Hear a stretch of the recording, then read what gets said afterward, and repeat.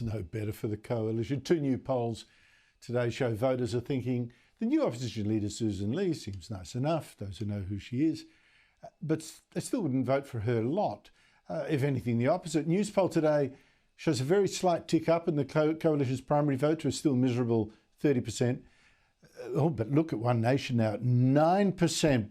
It's probably that's about the highest it's had for 7 years, equal high from the high then. And it's more than the Nationals got at the election. But even after preferences, the coalition is still miles behind Labor, just 44 to 56. That's even worse than at the election. But the Resolve poll in 9 newspapers today was even more damning. Another fall in the two-party vote to a disastrous 41% for the coalition, 59% for Labor. Now, I know the coalition's still in the post-election blues, but I see no sign that it's got convictions or cut through. Things are so bad that even though only a quarter of voters in the Resolve poll back Anthony Albanese's ridiculous decision to recognise a Palestinian state, only a quarter, his popularity has actually gone up. The criticism isn't sticking. Joining me, a former federal Labor MP, Michael Danby, who was chairman of the Joint Standing Committee on Foreign Affairs, Defence and Trade, and former Labor Senator Steve Conroy, a former Cabinet Minister. Michael Danby, how do you read these polls? Fate delivered Australia into the hands of a socialist left government. It's not a traditional Labor government. The preferential system, the complete failure of the Liberals, the awfulness of the mainstream media in Canberra, they lay down and let Albo decree that there are to be no follow-up questions at press conferences.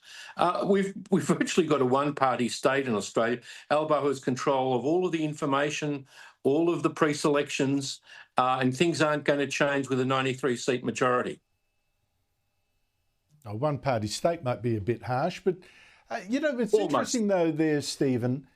Michael wouldn't be the first. I mean, here you've got Anthony Albanese having sort of almost a record dominance in Parliament, level of control over Parliament, the numbers, etc., poll numbers soaring.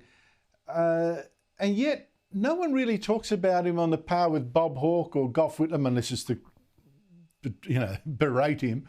No one puts him in that pantheon of Labor bigs. Why would that be? Well, look, I think if you look back to the Bob Hawke comparison, I mean, Hawke won in 83 and called an election in mid-84, I think, and went backwards.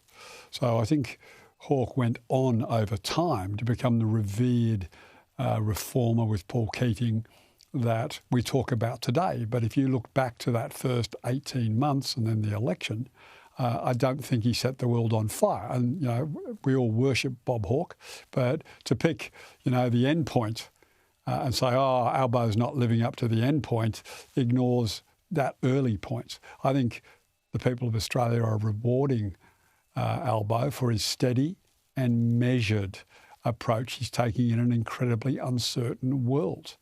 I think, his support for the Ukraine, despite Trump selling them out, as you so brilliantly articulated earlier, I think is standing up to China and restoring links in terms of trade. So people see that Albo is steering the middle ground, sensible and measured.